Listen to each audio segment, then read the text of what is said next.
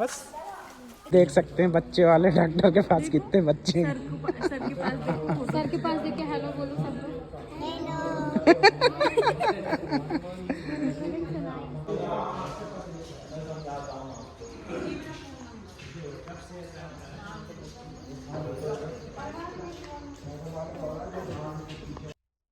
Good afternoon. Good afternoon. तो आज हमारे साथ हैं शिशु रोग विशेषज्ञ डॉक्टर रूपाली तिवारी जी, जो कि यहीं पीपल्स में एसआर के पद पे हैं। तो आज हमने कैंप भी लिया जो कि पीपल से 5-6 किलोमीटर दूर है। काफी सारे बच्चे भी हमारे साथ आए हैं यहाँ पे दिखाने। तो आज यहाँ पे आपने मैम क्या देखा है, यहाँ पे कौन कौन सी बीमारियां ज्यादा पकड़ में आई, इतने सारे बच्चे देखे? सबसे ज्यादा कॉमन यहाँ के जो बच्चे हैं उनमें एनीमिया दिखा है, खून की कमी ज्यादा है। अप्रोक्सीमेटली 60 से 70% जो लड़के हैं उनमें खून की कमी है, माँ में भी खून की कमी है।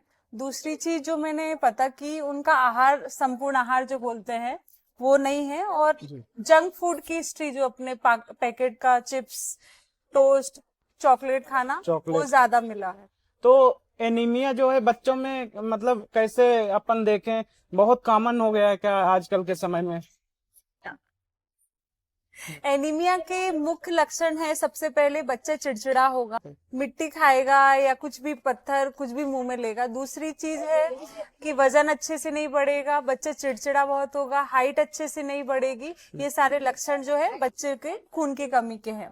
दूसरी बात है कि इसका एक मुख्य कारण क्या होते हैं। मुख्य कारण सबसे पहला जो है, अपने भारत में पौष्टिक आहार है वो नहीं खिलाते। दूसरा जो है, बच्चे मिट्टी वगैरह में खेलते रहते हैं तो वॉर्म्स या इन्फेस्टेशन, कीड़े पेट में लगते हैं, उससे भी एनीमिया होता है।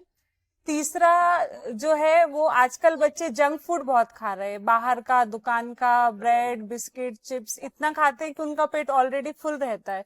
पेट भरा होने की वजह से वो घर का जो बना हुआ संपूर्ण जो आहार है, दाल चावल सब्जी रोटी और फ्रूट्स वगैरह, वो नहीं खाते। तो मुख्य कारण ये है तीनों के। तो यहाँ पे मतलब और डिवार्मिंग इसीलिए प्रोग्राम भी इसलिए सरकार, अपना जो भारत सरकार है वो डिवॉर्मिंग प्रोग्राम करती है साल में 2 बार, फरवरी के महीने में और अगस्त के महीने में डिवॉर्मिंग डे होता है। उसमें जो 2 साल से कम के बच्चे होते हैं उनमें 200 mg स्टेट डोज देते हैं, और 2 साल से ऊपर का कोई भी अप टू अडल्ट 400 mg की एक गोली या सिरप 10 ml का देते हैं, एल्बेंडाजोल। तो आपको अगर कहीं पे दिखाना है यहाँ पे जैसे, तो उसके अलावा आप कहाँ कहाँ बैठते हैं? पीपल्स? जी, मैं पीपल्स में हूँ, और करुण में भी मेरा क्लिनिक है, आधार हॉस्पिटल के जस्ट सामने। जी। और फ्रांस पॉली क्लिनिक में भी मैं जाती हूँ कंसल्टेशन के लिए। जी जी। बाकी मीनार में भी, शॉपिंग स्ट्रीट में मेरा क्लिनिक है। ठीक है, thank you ma'am for coming, thank you so much. हमारे साथ हैं हमारे मित्र पुरुषोत्तम जी, और ये मानसिक रोग विशेषज्ञ हैं। तो सर हम पूछना चाहते हैं, जैसे इस समय बहुत कॉमन समस्या है नींद ना आना, तो ये नींद ना आना या कोई मानसिक दिक्कत की ओर संकेत करता है क्या, कि आदमी को कोई मानसिक दिक्कत है इस कारण से नींद नहीं आती, या फिर क्या कारण है अभी जो करंट लाइफ सिचुएशन है? नींद ना आना ये आजकल बहुत आम समस्या, कॉमन समस्या हो गई। इसके बहुत सारे कारण है। मानसिक रोग या कोई मानसिक बीमारी भी इसका कारण है, या तो फिर आपकी कोई बुरी आदतें नींद के टाइम पे, सोने के समय पे, वो भी एक उसके लिए बहुत बड़ा कारण है। आजकल जो ज्यादा लोगों में देखा जाता है कि लोग रात को सोने से पहले मोबाइल लेके बैठते हैं, या कुछ स्क्रीन टाइम ज्यादा रहता है उनका। अच्छा। उनकी स्लीप की क्वालिटी बहुत खराब हो जाती है। स्क्रीन टाइम की वजह से क्वालिटी खराब हो जाती है। स्क्रीन नींद नहीं आती, आपकी पूरी नींद होती नहीं है। नींद आपको लगने में भी इशू आता है। जो नींद की जो साइकिल होती है नॉर्मली, वो आपको 1-1.5 घंटे बाद एक नींद की स्लीप की आपको साइकिल शुरू होती है।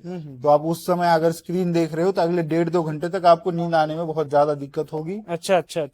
तो ये एक कारण है। दूसरा, ये तो नॉर्मल हो गया कारण की लाइफस्टाइल की वजह से नहीं तो, और लेट खाना खाना हो गया। जैसे खाना खाने के टाइम पे आपको ब्लड सप्लाई पेट का बढ़ जाएगा, तो उस समय पे आपको नींद आने में दिक्कत होगी, है ना। बॉडी की जो फंक्शनिंग है वो बहुत एक्टिवेटेड रहती है, तो उसकी वजह से नींद नहीं आएगी। फिर ये नॉर्मल रीजंस हो गए, लाइफस्टाइल होगी। उसके बाद आते हैं मानसिक रोग। मानसिक रोग में सबसे कॉमन जो मानसिक रोग है वो डिप्रेशन है। उसके साथ कोमॉर्बिड एंजाइटी है, दोनों मिक्स बहुत सारे पेशेंट्स में रहते हैं। पूछना चाहते हैं कि जैसे हम लोग देखते हैं कि मानसिक रोग बहुत कॉमन है, लेकिन किसी को पता नहीं रहता। जैसे आम आदमी को देखा जाए 5 में से 1-2 लोगों को तो मानसिक रोग होता ही है। तो ये मानसिक रोग को हम कैसे पहचाने, मतलब कैसे वो करें कि मानसिक रोग से ग्रसित है कोई, कैसे मानसिक पहचाने? रोग आजकल 4 डिप्रेशन या 5 में अगर लोग, कोई है, एक इंसान को ये बीमारी है और ये वर्ल्ड वाइड स्टैटिस्टिक्स है इसमें, तो उसमें अगर आपको पहचानना है किसी को भी कि मानसिक बीमारी है आपको या नहीं, मेनली हम डिप्रेशन पे चर्चा डिप्रेशन करना और चाहेंगे। एंजाइटी पे। हाँ हाँ, डिप्रेशन कैसे पहचाने? हाँ, तो डिप्रेशन को पहचानने के लिए आपको ज्यादा मुश्किल नहीं होनी चाहिए। उसमें सीधे सीधे लक्षण रहते हैं, होते हैं कि मन में बहुत ज्यादा उदासी रहना, उदासी वो रहना। उदासी दिन भर रहेगी, आपके काम में मन कम लगेगा पहले से, जी कुछ करने की इच्छा नहीं होगी, स्फूर्ति मन में जो स्फूर्ति रहती है, उत्साह रहता है, वो कम हो जाता है। जी फिर आपको जो है दिन भर कुछ करने का मन नहीं करता, किसी से बात करने का मन नहीं करता, नींद कम आती है, जी चिंता बहुत ज्यादा सताती है, हर चीज के बारे में आपको बहुत ज्यादा विचार आते हैं जितना आप पहले नहीं करते थे। जी और ये जो है वो किसी लाइफ इवेंट के बाद या कुछ आपकी जिंदगी में कुछ बड़ी घटना घट गई हो उसके बाद होना बहुत कॉमन है। और ये लोगों को, बहुत सारे लोगों को होता है, लोग लेकिन उसको रियलाइज नहीं कर पाते, समझ नहीं पाते, जिसकी वजह से वो हेल्प लेने के लिए डॉक्टर के पास नहीं पहुंच पाते हैं। तो अगर आप में कोई भी इस तरह के लक्षण हो, उदासीनता हो, काम करने का मन ना हो, नींद ना आ रही हो, बार बार बहुत ज्यादा चिंता के विचार आ रहे हो, तो आप एक बार जाके जरूर एक बार मानसिक रोग तज्ञ जो होते हैं, साइकेट्रिस्ट होते हैं, उनसे जाके एक बार बात करें जी जी और अपना जो डायग्नोसिस है वो करवाए और इलाज करवाए। ये बीमारी जो है वो ठीक हो जाती है कुछ टाइम ट्रीटमेंट के बाद, और उसमें बहुत कम चांसेस रहते हैं अगर प्रॉपर ट्रीटमेंट ले तो वापस आने के उसके। अच्छा अच्छा अच्छा अच्छा, ठीक है सर, थैंक यू सर। आज तो हमें ये पता चला कि जैसे मानसिक रोग, डिप्रेशन को कैसे पहचाने और डिप्रेशन से कैसे हम लड़ें। तो थैंक यू नींद सो की मच। भी कारण जो स्लीप के नॉर्मल लाइफस्टाइल को भी सुधारना वो भी जरूरी है। Thank you. Thank you.